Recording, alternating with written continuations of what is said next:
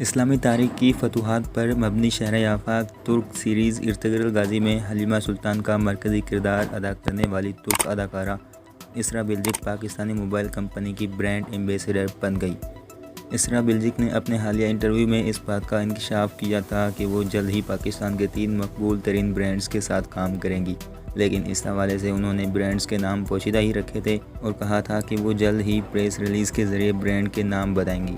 اب اسراء بلچک کی جانب سے تو کوئی بیان سامنے نہیں آیا، تاہم معروف موبائل کمپنی نے اپنے ایک سوشل میڈیا پیغام میں یہ اعلان کیا ہے کہ حلیمہ سلطان کو برانڈ ایمبیسڈر بنا دیا گیا ہے۔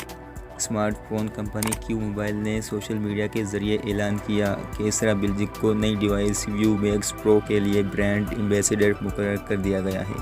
کمپنی نے اپنے سوشل میڈیا پوسٹ میں بتایا، یہ پہلا پاکستانی برانڈ ہے جس نے ارطغرل ڈرامے سے شہرت پانے والی اداکارہ کو اپنے نئے فون کی مہم کا حصہ بنایا ہے۔